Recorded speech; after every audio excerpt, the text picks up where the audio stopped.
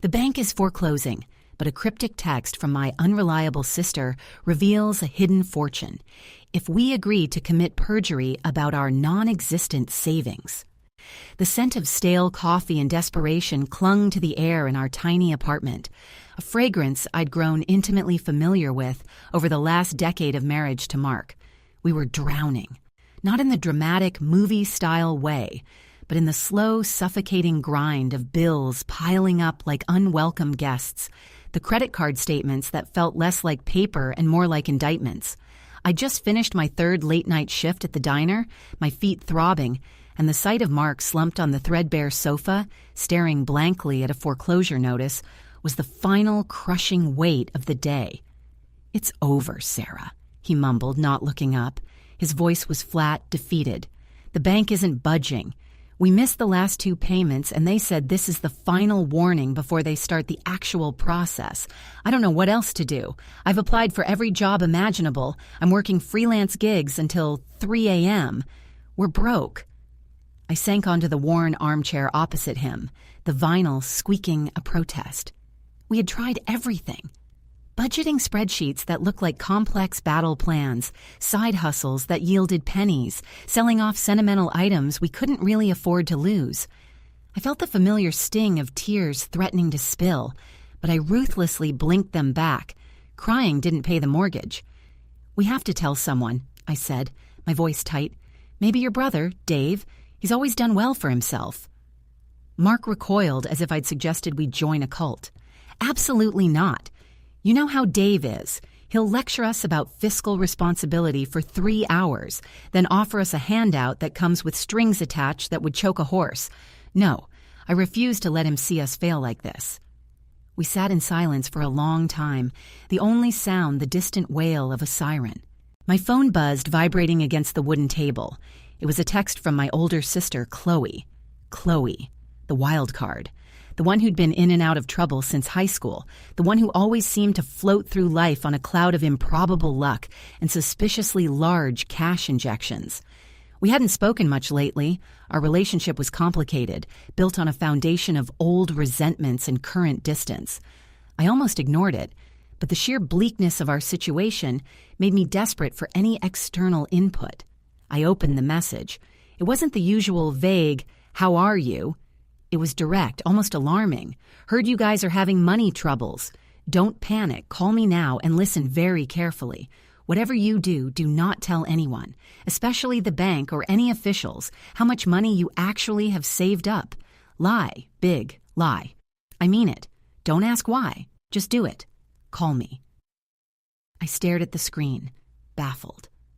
What money saved up? We had maybe $300 between our checking and savings, earmarked for groceries.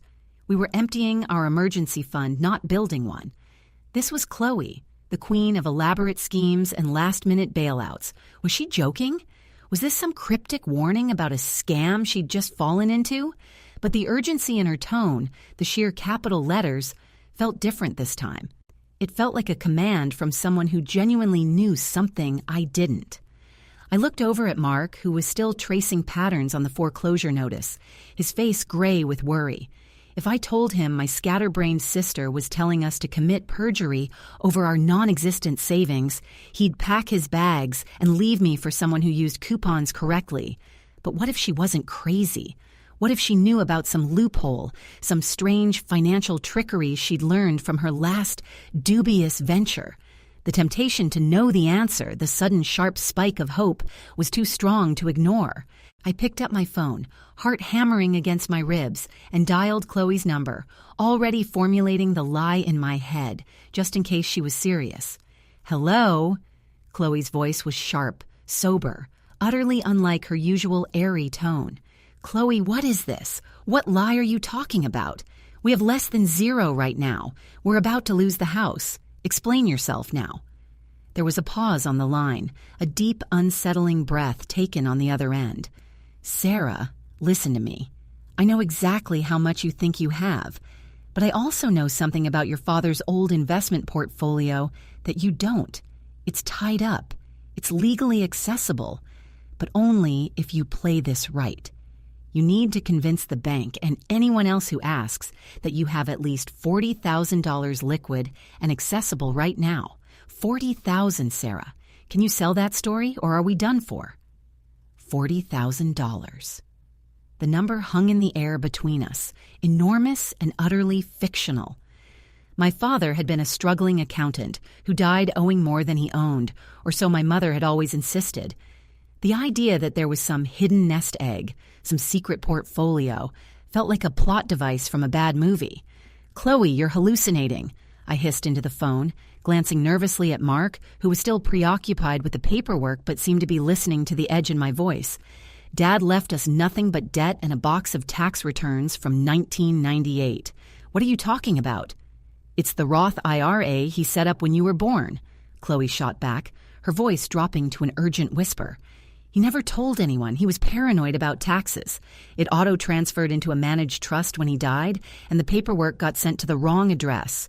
Mine, initially, before Mom forwarded everything to you guys years ago when she cleared out the attic.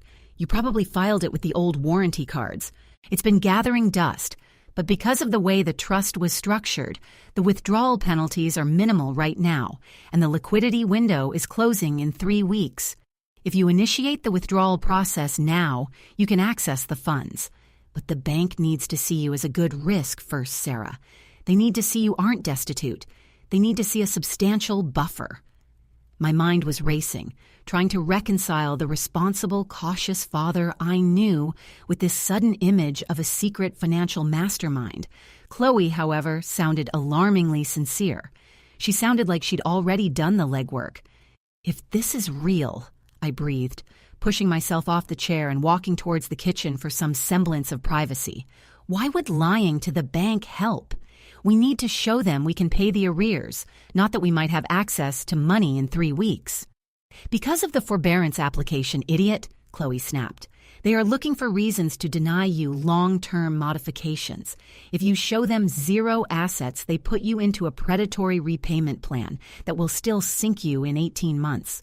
If you show them you have access to 40 grand, even if you frame it as tied up in a managed account we can liquidate in a week, they are forced to treat you as solvent enough to handle the immediate arrears, and they're more likely to approve a reasonable forbearance plan because they see the capital backing you up. It buys us the 3 weeks we need to pull the cash out legally, but Sarah, you have to sell it convincingly. If they audit you later, it's complicated. But for the initial forbearance application, you tell them you have $45,000 sitting in a high-yield savings account right now, not accessible immediately, but easily liquidated within 72 hours. Mark finally looked up, his eyes red-rimmed, catching the intensity of my whispered conversation.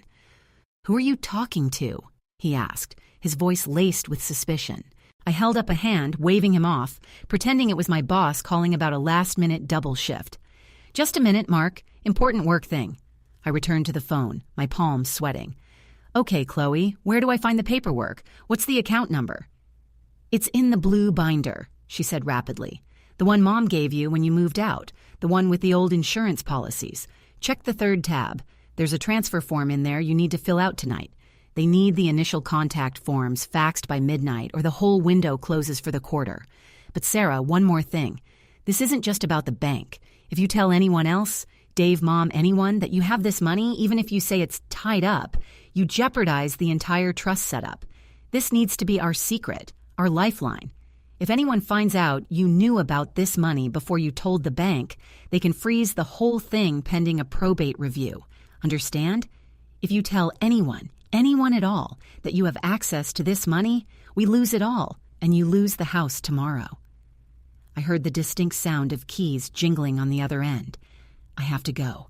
I'm meeting someone important. Just do the application. 45,000. Don't waver. I'll call you tomorrow morning. Good luck, sis." And then she hung up. I stood there, the phone still pressed to my ear, the silence in the kitchen suddenly deafening. Mark was watching me now, his exhaustion momentarily replaced by sharp curiosity. "What was that about? You look like you saw a ghost." This was it, the moment of truth. I had a choice. Tell Mark the impossible truth. the story that sounded like madness and could destroy his fragile trust in me. Or follow Chloe's insane instruction, lie through my teeth to the mortgage company, and pray that an unknown trust fund from a dead, broke father actually existed and could be unlocked in time. I looked at the foreclosure notice again, then at the blue binder stuffed haphazardly on a high shelf. The lie felt like a massive gamble, but the alternative was certain ruin.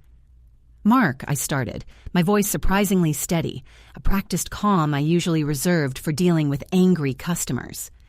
"I just got off the phone with my credit counselor. I told her we needed to explore all options aggressively. She said we have to project stability for the forbearance application. She stressed that we cannot look desperate." I walked over to the desk and picked up the blank application form, my gaze fixed on the asset declaration line. She was very clear. If we want the major modification, we have to state clearly that we possess liquid assets we can call upon immediately, even if it means taking a short-term hit to move funds around. She said it's a negotiating tactic. I picked up a pen, the plastic feeling cold and foreign in my hand. "I'm putting down $45,000. Mark stared at me, his jaw slackening. He knew I was lying about who I spoke to, but he didn't know what the real secret was. He looked terrified, but for the first time in months he also looked hopeful. 45,000? Sarah, where on earth are we going to get $45,000 by tomorrow morning to back that up? My heart did a sickening flip-flop in my chest. That was the exact question Chloe hadn't fully answered, the gap between the declaration and the reality. I had less than 12 hours to perform a financial miracle or admit I'd constructed a house of cards that was about to collapse spectacularly on top of us. "We don't have it now, Mark," I admitted, forcing myself to keep my eyes locked on his, projecting absolute confidence. But I spoke to the bank's special servicing department, not the regular desk. They require proof of available funds within 72 hours of initial approval. It's a standard tactic when you're negotiating a long-term forbearance. They need to see you aren't bankrupting yourself just to make the first payment. My counselor said we need to move it from a low-visibility account to one that shows up on a standard asset verification check. Mark, bless his literal engineering brain, latched onto the tangible explanation rather than the massive lie underpinning it. He was desperately searching for the logic. What account? We have nothing but the checking account and that empty savings account the credit union linked us to years ago. "That's what I told the counselor," I said, walking over to the dreaded blue binder. I pulled it down, ignoring the dust motes dancing in the sliver of moonlight coming through the blinds. I flipped directly to the third tab, my fingers clumsy as they traced the stiff plastic divider. The papers inside were brittle, yellowed with age. Old homeowners' insurance policies, warranty information for appliances we hadn't owned in a decade. It felt ludicrous. I was about to commit fraud based on the cryptic instructions of my unreliable sister regarding papers that smelled like mothballs. "The account number is here, Mark," I whispered, pulling out a single sheet of paper tucked beneath an old mortgage statement from 1995. It wasn't an account number, though. It was a name, typed neatly, the Nightingale Trust. And below it, a series of numbers that looked like a security code, not a bank routing number. "What is that? That looks like something from a mystery novel." Mark frowned, leaning over my shoulder. "It's what Chloe mentioned," I said, my voice cracking slightly. "The Roth IRA thing. I don't know how to access it. I have to call the number listed here. It's a custodian firm, not a bank. And I have to do it before midnight for the application window to stick." I grabbed my phone again, my hands shaking so badly I nearly dropped it. I dialed the number listed under the custodian firm's name. It rang 4 times, then a synthesized voice answered, sterile and emotionless. "Thank you for calling Nightingale Fiduciary Services. Due to federal regulations regarding estate management, all calls regarding active trusts must be authenticated via a registered beneficiary PIN. Please enter the PIN now." Dead end. A security wall thicker than concrete. I slammed the phone down in frustration. "It needs a PIN, Mark. We don't have a PIN." Mark, however, was staring past me, his eyes fixed on the wall above the dusty kitchen table where we occasionally tacked up takeout menus. "Wait a second," he said slowly, reaching up and tracing a finger over a section of peeling wallpaper, right near the smoke detector. Remember when we first moved in, and the landlord said this wall was weirdly hollow? You said it sounded like someone had boarded up a niche? Before I could even process the memory, Mark grabbed the nearest sturdy object, the heavy metal flashlight we kept for power outages, and jammed the pointed end into the seam where the wallpaper was lifting. With a sickening rip of adhesive and plaster, a large section peeled away, revealing not plaster beneath, but the dark, lacquered wood of a small, recessed safe built into the wall cavity. It was small, maybe a foot square, completely hidden, and it had a 4-digit combination lock. My breath hitched. This wasn't about Chloe's cryptic clue anymore. This felt like something far more personal, far more immediate, and perhaps far more dangerous. My father hadn't just been a paranoid accountant. He'd been a man with secrets hidden inside our apartment walls. "Mark, stop!" I whispered urgently, pulling at his arm. "If the landlord put that there, or if someone else—" "It's our apartment now, Sarah," he growled, his fear momentarily overridden by a desperate surge of protective adrenaline. He ignored my hand, his eyes wide with manic determination. He started punching in numbers randomly. This has to be it. This has to be the money Chloe was talking about, something he never told Mom about. He stopped abruptly, his fingers resting on the dial. "What was the year he died?" he asked, his voice barely audible. I told him, the year of his passing. Mark slowly turned the dial, clicking it precisely onto the 4 digits we hadn't shared with Chloe, the year we always remembered him by. With a soft, almost apologetic clunk, the small wooden door swung inward, revealing not stacks of cash, but a single thick manila envelope sealed with wax bearing a familiar, slightly crooked initial. M. I reached for it, but Mark was faster. His fingers closed around the envelope, pulling it out into the meager light. He turned it over, his face a mask of confusion, and then horror. The wax seal wasn't his father's initial, it was mine, and scrawled across the front in faded blue ink, in handwriting that mirrored my own almost perfectly, was one word: forgiven. Mark slowly looked up at me, his expression unreadable, a mixture of terror and dawning suspicion clouding his eyes. "Sarah," he managed, his voice strained, "why does this envelope hidden behind plaster have your initial on it? And why does it say forgiven?" The air in the small kitchen seemed to thin, making it impossible to draw a full breath. Mark held the envelope, my initial, the word forgiven, as if it were radioactive. My own mind was a frantic scramble, trying to find a logical path back to reality. My initial? How could my father, who died years before I ever developed that specific, slightly shaky cursive style, have sealed an envelope with my initial? And what exactly had I done that required such a dramatic, posthumous declaration of forgiveness? I don't know, I stammered, snatching the envelope from his grip before he could examine the contents further. My training from years of customer service kicked in. Deflect, control the narrative, buy time. That has to be a coincidence. Dad used to practice calligraphy. Maybe he was messing around with styles. And forgiven? Maybe it's forgiveness for some old business deal he messed up. Mark didn't buy it. His eyes narrowed, stripping away my flimsy excuse layer by layer. He wasn't looking at the envelope anymore. He was looking at me. "Sarah, we have been married for 10 years. We share a bank account, a mortgage, a life. You have been hiding things from me for years, it seems. First you get a cryptic call from your sister telling you to lie about $40,000, and now you find a secret safe in our wall with an envelope sealed with your initial, timed perfectly for our financial crisis. What did you do? And what is in this envelope that the bank needs to see in 72 hours? He was right.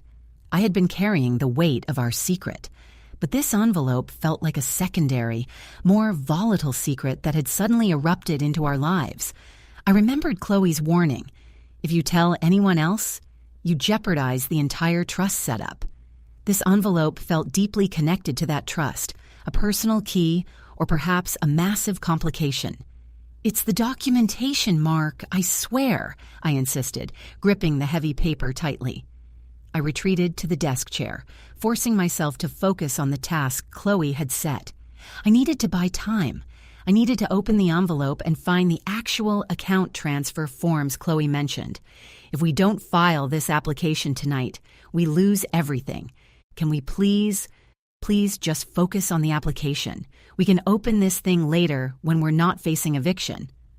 Mark hesitated. The desperation for the house, the only home we'd ever managed to keep despite the financial strain, was a powerful anchor holding his anger in check. He visibly swallowed, nodding curtly. Fine. Tonight, we focus on the lie.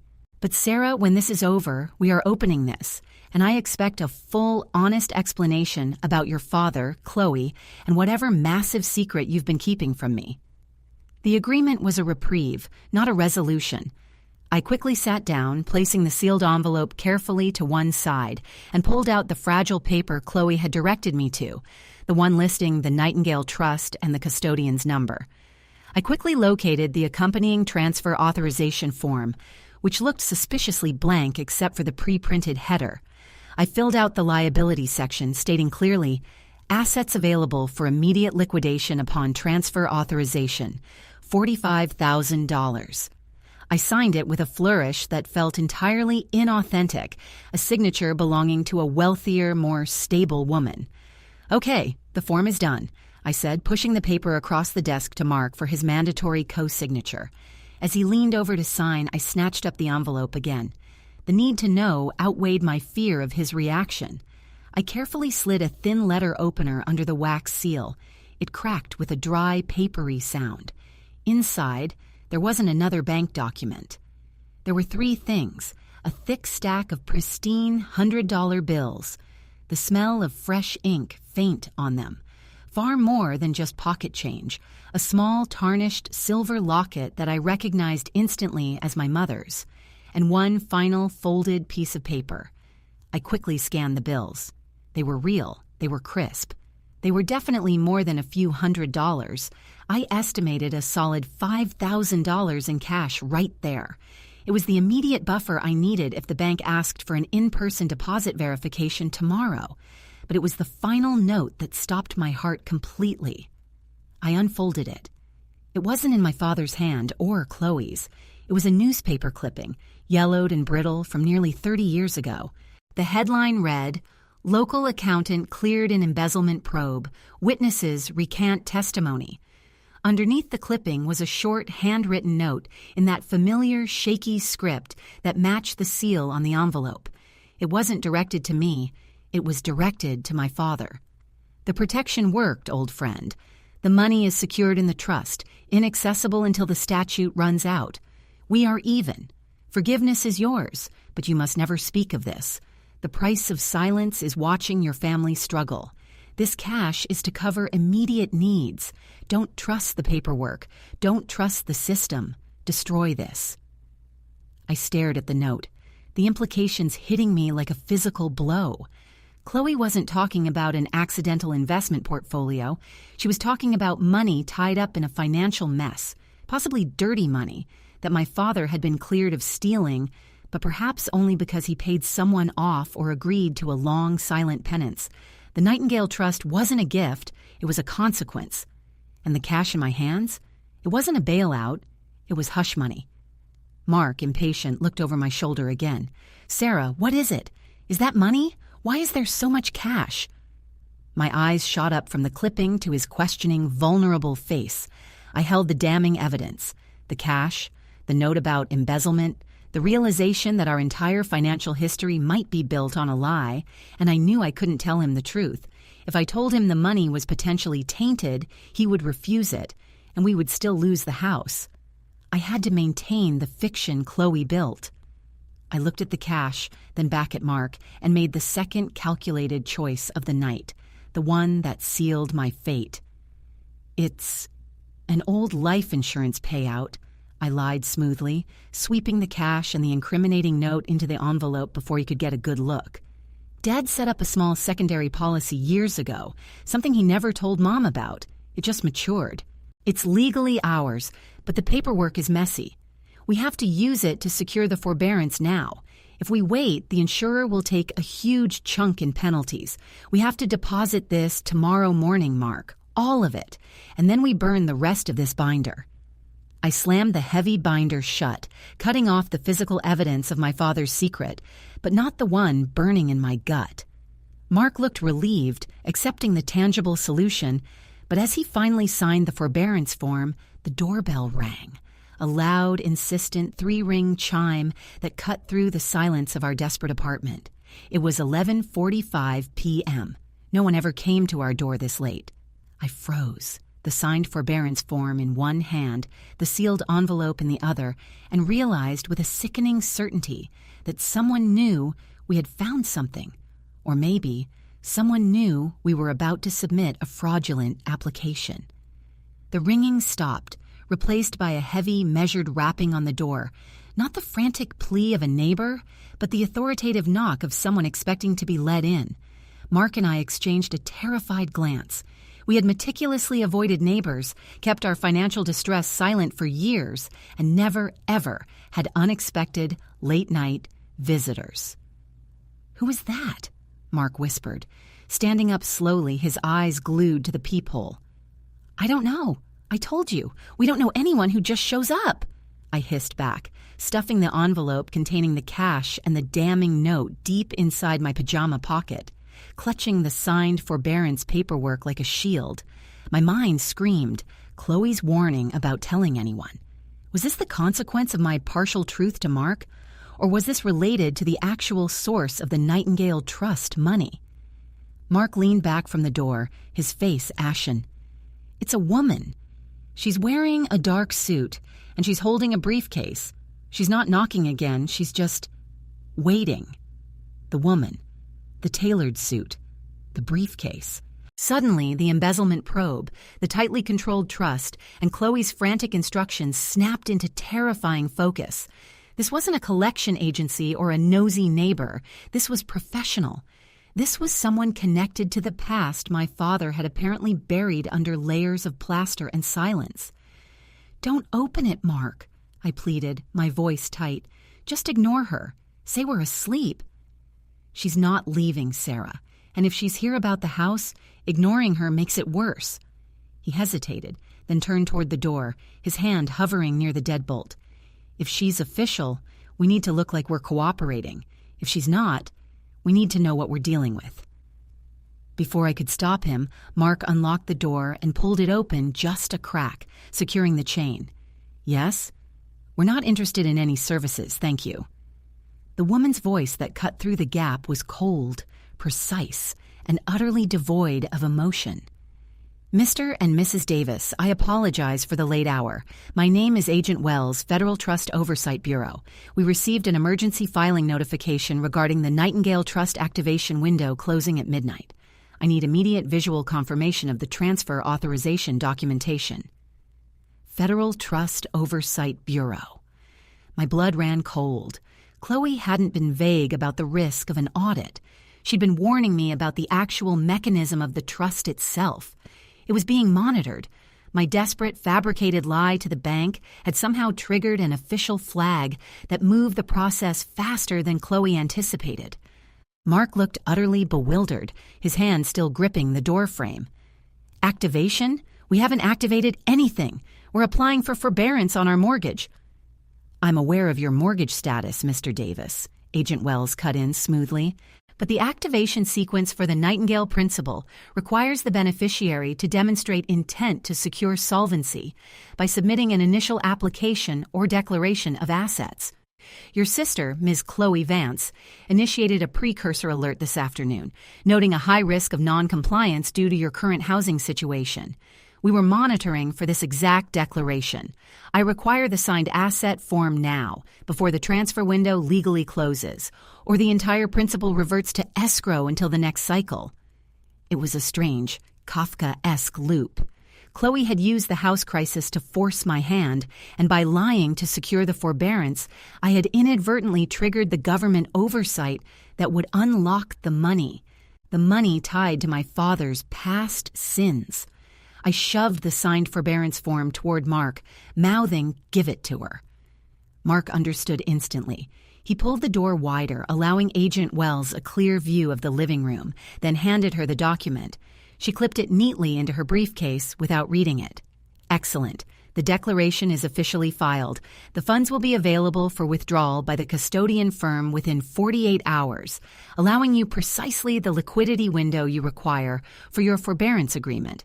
We will follow up on the source documentation once the trust is fully unfrozen. Good evening.